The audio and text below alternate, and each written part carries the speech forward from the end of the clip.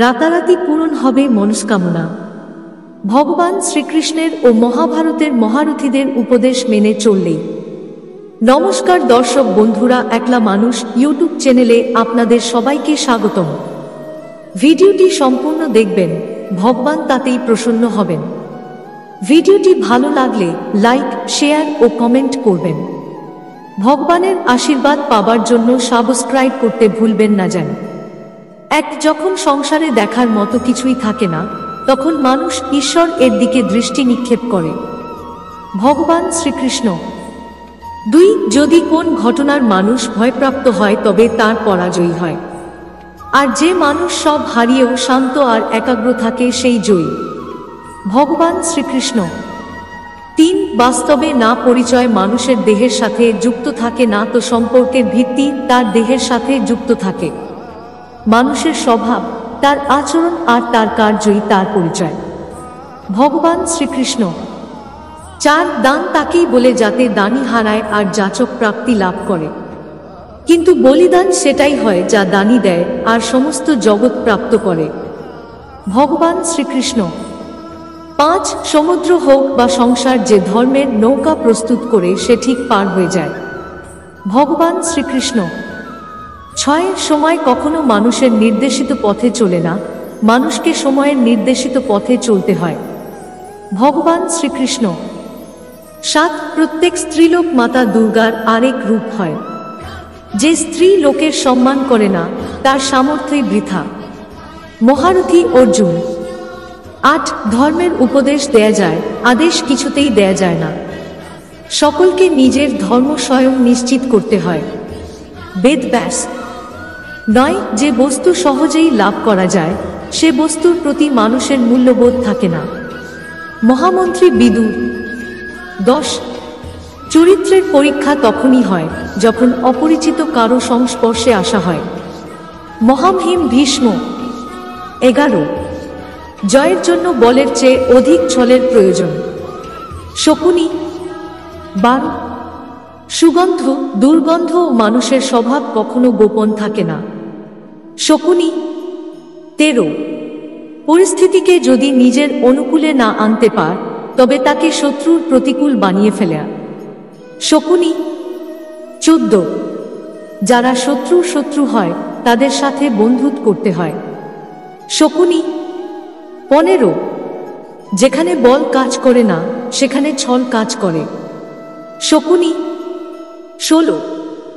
বিরোধিতা শক্তির প্রমাণ হয় না। শক্তিমান সেই যে সহনশীল, সহ্য করতে পারে।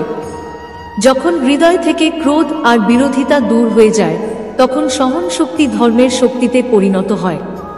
ক্রোধ থেকে প্রতিশোধের জন্ম হয় আর ধর্ম থেকে ন্যায় জন্মায়। তোমার জীবনেও যদি এমন সময় আসে যখন তোমার উপর কোন অন্যায় হয়, তবে ন্যায় করার পূর্বে নিজের ক্রোধের উপর অঙ্কুশ অবশ্যই রেখো। ভগবান শ্রীকৃষ্ণ। 17. মনুষ্য এই ভ্রমে থাকে যে সকল নির্ণয় সে স্বয়ং করছে, কিন্তু চোখে আবেগের অবকুণ্ঠন বেঁধে যারা আছে তারা স্বয়ং নির্ণয় কি করে করতে পারে? বাস্তবে সব নির্ণয় নিয়তিই করে। বেদব্যাস। 18. যে বৃক্ষ তিক্ত ফল দান করে, সে বৃক্ষকে উৎপাটন করে মধুর ফল প্রদানকারী বৃক্ষকে রোপণ করতে হয়। ওই বৃক্ষকেই অধিক খাদ্য গ্রহণ করিয়ে বা শাখা প্রশাখাকে কাটছাট করলে মধুর ফল পাওয়া যায় না। ভবিষ্যৎকে শুদ্ধ করার জন্য এই অশুদ্ধ বর্তমানকে ধ্বংস করা অনিবার্য। ভবিষ্যতের উদীয়মান সূর্যের প্রথম কিরণকে দেখো, যা সবার জন্য প্রতীক্ষা করছে। ভগবান শ্রীকৃষ্ণ। 19.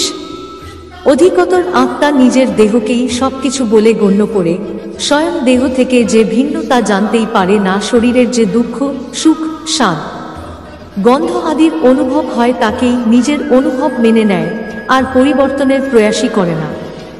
যে আত্মা পরিবর্তনের প্রচেষ্টাই করে না, নিরন্তর অধর্ম করে চলে, তাকে জাগ্রত করার জন্য দণ্ড দেয়া অনিবার্য। তুমিও এটা জেনে নাও যে তুমিও কোন শরীর নও, কেবল মাত্র এক আত্মা। এই পৃথিবীতে পরিলক্ষিত সকল মানুষ তা নয় যা তুমি ওদের গণ্য করছ। কিছু সময়ের জন্য এরা শরীরে বসবাস করছে মাত্র। এদের শরীরের মৃত্যু হবে, কিন্তু এরা সবাই অমর। সে পুনরায় নতুন শরীর ধারণ করবে। ভগবান শ্রীকৃষ্ণ আয় কুড়ি প্রেম উন্নতি দেয়, উচিত অনুচিতের জ্ঞান দেয়। প্রেম আর মোহের মাঝে পার্থক্য থাকে। বাস্তবে যা প্রেম তা কোন মোহ নয়। প্রেমের জন্ম করুণা থেকে হয়, আর মোহের জন্ম অহংকার থেকে। প্রেম মুক্তি দেয়, মোহ আবদ্ধ করে। প্রেম ধর্ম আর মোহ অধর্ম। ভগবান শ্রীকৃষ্ণ 21 নির্ণয় নেয়ার মুহূর্তে আমরা সর্বদা কোন অন্য ব্যক্তির উপদেশ, সূচনা, বঞ্চনা বা পরামর্শকে আধার করে থাকি, আর আমাদের ভবিষ্যতের আধার হয়ে থাকে আমাদের আজকের নেয়া সিদ্ধান্ত। তাহলে কি আমাদের ভবিষ্যৎ অন্য ব্যক্তির পরামর্শ, কোন অন্য ব্যক্তির দেয়া উপদেশের ফল? তবে কি আমাদের সম্পূর্ণ জীবন কোন অন্য ব্যক্তির বুদ্ধির পরিণাম? আমরা কি কখনো বিচার করেছি? সবাই জানে যে ভিন্ন ভিন্ন লোক একই পরিস্থিতিতে ভিন্ন ভিন্ন পরামর্শ দিয়ে থাকে। মন্দিরে দাঁড়ানো ভক্ত বলে দান করা উচিত, আর চোর বলে যদি সুযোগ পাওয়া যায় তবে ওই মূর্তির গয়না চুরি করা উচিত। ধার্মিক হৃদয় ধার্মিক উপদেশ দিয়ে থাকে, আর অধর্মভরা হৃদয় অর্ধামিক পরামর্শ দেয়। এই ধর্মময় উপদেশ পরামর্শ স্বীকার করলে মানুষ সুখের দিকে যায়। কিন্তু এই রকম পরামর্শ স্বীকার করার আগে স্বয়ং নিজের হৃদয়ে ধর্মকে স্থাপন করা কি অনেক বেশি জরুরি নয়? স্বয়ং বিচার করুন। ভগবান শ্রীকৃষ্ণ 22 মানুষের সব সম্পর্কের আধার হল প্রত্যাশা। পতি কেমন হবে যে আমার জীবন সুখ আর সুবিধায় ভরে দিবে? পত্নী কেমন হবে যে সর্বদা আমার প্রতি সমর্পিত থাকবে? সন্তান কেমন হবে যে আমার সেবা করবে, আমার আদেশ মেনে চলবে? মানুষ প্রেম তাকেই দিতে পারে যে তার প্রত্যাশা পূরণ করতে পারে, আর প্রত্যাশার নিয়তিই হচ্ছে ভঙ্গ হওয়া। কিভাবে?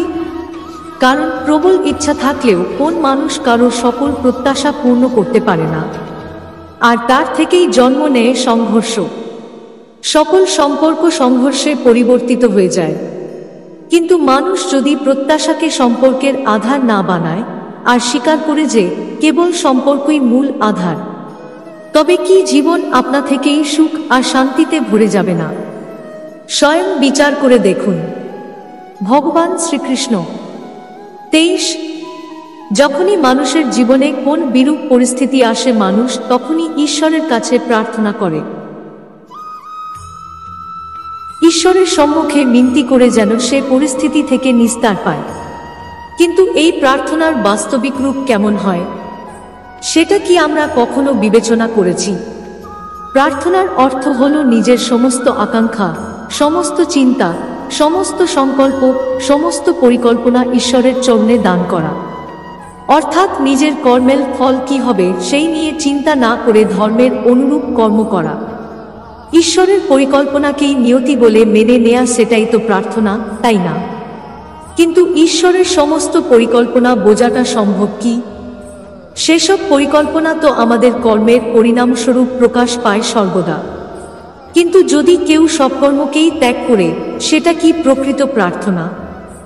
বাস্তবে কর্মই জীবন, আর ফলের প্রতি মোহ না করাই সত্যিকারের প্রার্থনা। যে প্রার্থনা কর্মের পথে বাধা হয়ে দাঁড়ায়, মানুষকে কার্যই করতে না দেয়, সেটা প্রার্থনা না পড়া যায়। স্বয়ং বিচার করুন। ভগবান শ্রীকৃষ্ণ 24 যখন নিজের কোন ভালো কাজের বদলে দুঃখ লাভ হয়, অথবা কেউ দুষ্কর্ম করেও সুখ লাভ করে, তাহলে মন অবশ্যই এ ভাবতে বসে যে তাহলে ভালো কাজ করা, ধর্মের পথে চলার তাৎপর্যটা কি? কিন্তু দুরাত্মাকে কি ভোগ করতে হয় সেটাও দেখুন। দুষ্কর্ম যে করে তার মন সর্বদা চঞ্চল থাকে, ব্যাকুল হতে থাকে, মনে সর্বদা নতুন নতুন সংঘর্ষ উৎপন্ন হয়। অবিশ্বাস তাকে সারা জীবন ছোটাতে থাকে। একে কি সুখ বলে? যে ব্যক্তি ধর্মের পথে চলে সর্বদা সুকর্মে লিপ্ত থাকে, সৎ চরিত্রের অধিকারী, হৃদয় বর্ষদা শান্ত থাকে। পরিস্থিতি তার জীবনের সুখের বাধা হয়ে দাঁড়ায় না। সমাজে তার সম্মান আর মনের সন্তোষ অক্ষেপ থাকে সর্বদা। অর্থাৎ ভালো ব্যবহার ভবিষ্যতে সুখের পথ দেখায় না, ভালো ব্যবহার নিজেই সুখ দেয়।